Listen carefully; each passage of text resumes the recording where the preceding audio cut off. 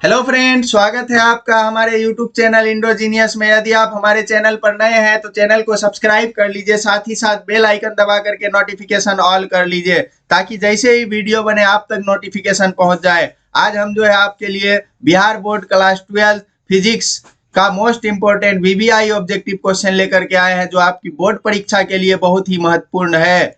अगर आप हमारे चैनल पर नए हैं तो चैनल को सब्सक्राइब कर लीजिए, साथ ही साथ बेल आइकन दबा करके नोटिफिकेशन ऑल कर लीजिए, क्योंकि आपको यहाँ पर बोर्ड परीक्षा, बिहार बोर्ड, इंटरमीडिएट परीक्षा, साथ ही साथ यूपी बोर्ड, झारखंड बोर्ड और अदर स्टेट की जो भी बोर्ड है उन सभी बोर्ड की बोर्ड परीक्षा की ऑब्जेक्टिव और सब्जेक्टिव दोनों ही क्वेश्चन की तैयारी कराई जाएगी, जिससे आप 100% रिजल्ट सिक्योर कर पाइएगा बोर्ड एग्जाम में। अगर आप हमारे व्हाट्सएप ग्रुप में जुड़कर तैयारी करना चाहते हैं, जहां पर आपको वीडियो के साथ साथ पीडीएफ में सब्जेक्टिव और ऑब्जेक्टिव दोनों क्वेश्चन का आंसर दिया जाएगा, तो हमारे व्हाट्सएप नंबर 8084962408 इस नंबर में आप हमें हाई लिख करके मैसेज करिए। यहाँ पर आपको ऑब्जेक्टिव और सब्जेक्टिव दोनों ही क्वेश्चन का आंसर दिया जाएगा। तो आइए शुरू करते हैं वीडियो को। पहला क्वेश्चन है, एक विद्युतीय द्विध्रुव है। एक विद्युतीय द्विध्रुव दो विपरीत आवेशों से बना है, जिसके परिमाण, पहला आवेश का परिमाण दिया है 3.2 इंटू 10⁻⁻19 कूलम और दूसरा आवेश का परिमाण दिया है -3.2 इंटू 10⁻⁻19 कूलम। तो इन दोनों के बीच की दूरी 2.4 इंटू 10⁻⁻10 मीटर है। विद्युतीय द्विध्रुव का आघूर्ण कितना होगा? द्विध्रुव आघूर्ण का क्या फार्मूला होता है? द्विध्रुव आघूर्ण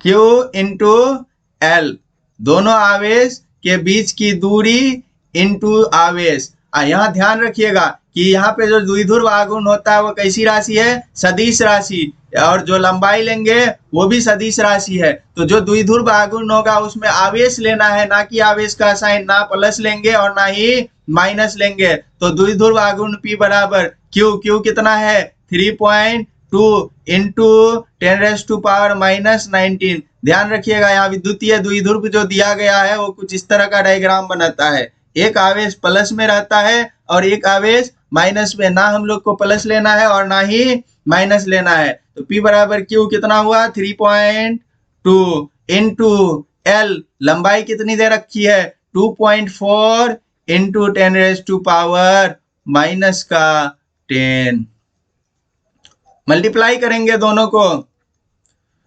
24 दूनी 48 का 8 बचा 4, 24 तिया 72, 72 और 4 76। एक अंक, दो अंक, दो अंक के बाद पॉइंट लगा देंगे। 7.68 इंटू 10⁻19 और 10 कितना हुआ? -29 कूलम मीटर। तो द्विध्रुव आघूर्ण का मान हो जाएगा 7.68 इंटू 10⁻⁻29 कूलम पर मीटर। यानी कौन सा ऑप्शन होगा? Option number B. Option B इसका बिल्कुल सही जवाब हो जाएगा। 7.68 इंटू 10⁻⁻19 कूलम मीटर। ये सेंटीमीटर नहीं है, ये क्या है? Coulomb metre. नेक्स्ट क्वेश्चन देखेंगे अब हम लोग। क्वेश्चन नंबर 2, एक आवेशित चालक की सतह के किसी बिंदु पर विद्युतीय क्षेत्र होता है। तो आवेशित चालक दिया गया है, उस चालक के किसी बिंदु पर विद्युतीय क्षेत्र किधर होगा ये पूछ रहा है हम लोग से। ये क्वेश्चन जो है बिहार बोर्ड द्वारा 2015 में पूछा गया था। तो कहीं ना कहीं ये बहुत ही इंपॉर्टेंट क्वेश्चन है, क्योंकि ये पहले से पूछा जा चुका है। तो इसमें पूछ रहा है कि विद्युतीय क्षेत्र किधर होगा। तो जब भी कोई आवेशित चालक होगा तो उसके सतह के किसी बिंदु पर विद्युतीय क्षेत्र जो होगी वह कहाँ होगी? सतह के लंबवत होती है, सतह के लंबवत। यानी ऑप्शन बी इसका बिल्कुल सही जवाब हो जाएगा। नेक्स्ट क्वेश्चन देखेंगे। क्वेश्चन नंबर 3, दो बिंदु आवेश पहले वायु में तथा फिर के पारावैद्युतांक वाले माध्यम में उतनी ही परस्पर दूरी पर रखे जाते हैं। दोनों दशाओं में आवेश के बीच लगने वाले बलों में अनुपात है। तो जब दो आवेश रखा जाएगा पाराद्युतिक माध्यम में, तो उसके बीच लगने वाले बल का जो अनुपात होगा वो अनुपात होगा K/1, K/1। यानी इसका जो सही जवाब होगा वो ऑप्शन बी बिल्कुल सही जवाब हो जाएगा। नेक्स्ट क्वेश्चन देखेंगे हम लोग। क्वेश्चन नंबर 4, किसी विद्युत रोधी माध्यम का परावैद्युतांक यानी आपेक्षिक परावैद्युतता हो सकता है, तो कोई भी माध्यम का आपेक्षिक परावैद्युतता कितना हो सकता है, इनमें से जवाब देना है। वो हमेशा 1 से अधिक होगा, यानी ऑप्शन नंबर डी 5 इसका आंसर हो जाएगा, 1 से अधिक। नेक्स्ट क्वेश्चन देखेंगे हम लोग। धातुओं का परावैद्युतांक होता है, तो धातुओं के लिए पराद्युतिक नियतांक का मान जो होता है वो सदैव अनंत हुआ करता है, यानी इसका ऑप्शन नंबर डी बिल्कुल सही जवाब हो जाएगा। कितना होगा? अनंत। नेक्स्ट क्वेश्चन देखेंगे हम लोग। क्वेश्चन नंबर 6, विद्युत क्षेत्र की तीव्रता का SI मात्रक होता है। विद्युत क्षेत्र की तीव्रता E बराबर होता है F/Q। F क्या है? F है बल, बल का SI मात्रक न्यूटन बटा Q आवेश, आवेश का SI मात्रक कूलाम, यानी न्यूटन पर कूलाम। ये होगा विद्युत क्षेत्र की तीव्रता का SI मात्रक, मतलब ऑप्शन नंबर ए इसका बिल्कुल सही जवाब होगा। नेक्स्ट क्वेश्चन देखेंगे हम लोग।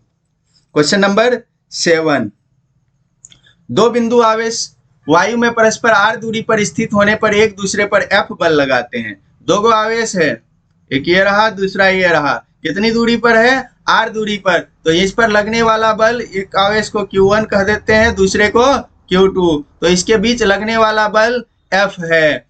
अब कह रहा है आगे के परावैद्युतांक वाले माध्यम में r दूरी पर रखने पर भी वह उतना ही बल का अनुभव करते हैं, तो r का मान होगा। कह रहा है कि अब इसको जो है एक दूसरे माध्यम में रख लिया जाता है जिसका पराद्युतिक नियतांक कितना है? k है। तो अब जो है फिर से बल का मान उतना ही है। तो हम लोग से पूछ रहा है कि बताइए k का मान कितना होगा। तो इसके लिए जो k का मान होगा वो हो जाएगा k बराबर r/√k, क्योंकि जब भी कोई माध्यम में आता है तो k से क्या हो जाता है? वो डिवाइड हो जाता है, यानी यहाँ पर जो बल होगा वो होगा 1/4 पाई एप्सिलॉन नॉट Q/r², और यहाँ पर जो बल हो जाएगा वो हो जाएगा 1/4 पाई एप्सिलॉन नॉट Q/R का स्क्वायर। अब चूंकि दोनों जगह बल बराबर है तो इस साइड RHS वाला भी दोनों जगह बराबर होगा। 1/4 पाई एप्सिलॉन नॉट से 1/4 pi epsilon not cancel, Q से Q कैंसिल, तो क्या हो जाएगा? 4 पाई एप्सिलॉन नॉट माध्यम आया है तो यहाँ नीचे क्या रहेगा? K। तो जब बराबर करेंगे तो KR², 1/KR² equals to 1/R², यानी R² बराबर हो जाएगा किसका? KR² के। तो K को इस पार लाएंगे, R² बटा K equals to capital R का स्क्वायर, स्क्वायर है इस पार आएगा रूट, √R² बटा K बराबर कैपिटल R। स्क्वायर से रूट कैंसिल होगा, R बाहर निकल जाएगा, लेकिन K रूट के अंदर रह जाएगा, तो R/K equals to √R, R/√K equals to R, यानी इसका सही जवाब जो होगा R का मान वो होगा option number C, R/√K। Next question देखेंगे। क्वेश्चन नंबर 8, विद्युत क्षेत्र E और विभव V के बीच संबंध होता है, तो E बराबर क्या होता है? माइनस का dV/dx। ये जो dV/dx होता है इसको क्या कहते हैं हम लोग? पोटेंशियल ग्रेडियंट, पोटेंशियल ग्रेडियंट, विभव प्रवणता।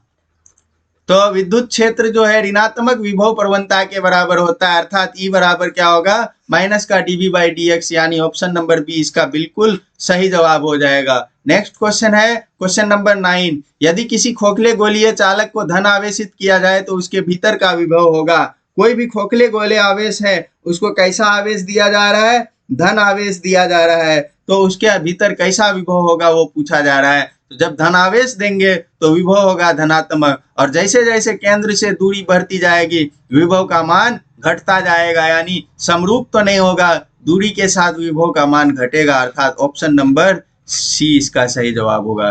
क्योंकि V बराबर फार्मूला होगा 1/4 पाई एप्सिलॉन नॉट आवेश Q/R², तो Q/R, यानी जैसे जैसे विभव क्या हो गया? व्युत्क्रमानुपाती हो गया R का, दूरी बढ़ेगा तो विभव का मान घटेगा और दूरी घटेगा तो विभव का मान बढ़ेगा। इस तरह से असमरूप हुआ करेगा। नेक्स्ट क्वेश्चन देखेंगे हम लोग, क्वेश्चन नंबर 10। साबुन के एक बुलबुले को जब आवेशित किया जाता है तो उसकी त्रिज्या बढ़ती है, उसकी त्रिज्या होती है। ये रहा कोई साबुन का बुलबुला। जब इस पर कोई भी आवेश दे, चाहे धन आवेश दे या ऋण आवेश दे, जब धन देंगे तो पूरे में धन आएगा, ऋण देंगे तो पूरे में ऋण आएगा। और जानते हैं सजातीय आवेश में प्रतिकर्षण होने लगता है, तो ये इसको इधर भेजेगा और ये इसको इधर भेजेगा, जिस कारण बुलबुला क्या होने लगेगा, फैलने लगेगा। और जब कोई वस्तु फैलने लगती है तो उसकी त्रिज्या बढ़ जाती है। अर्थात इसका जो सही जवाब होगा वो होगा ऑप्शन नंबर ए, बढ़ती है। तो वीडियो कैसा लगा कमेंट करके बताइएगा। वीडियो अच्छा लगा हो तो वीडियो को लाइक करें, चैनल को सब्सक्राइब करें और वीडियो को अपने दोस्तों तक शेयर करें। और हमारे व्हाट्सएप ग्रुप से जुड़ना चाहते हैं तो हमें 8084962408 इस नंबर पर व्हाट्सएप करके हाई लिखें और हम आपको अपने व्हाट्सएप ग्रुप से जोड़ देंगे। हमारे टेलीग्राम ग्रुप से जुड़ने के लिए डिस्क्रिप्शन में लिंक दिया हुआ है, आप टेलीग्राम से जुड़ सकते हैं डिस्क्रिप्शन के लिंक से। तो हमारे चैनल को सब्सक्राइब करना बिल्कुल ना भूलें। Thank you.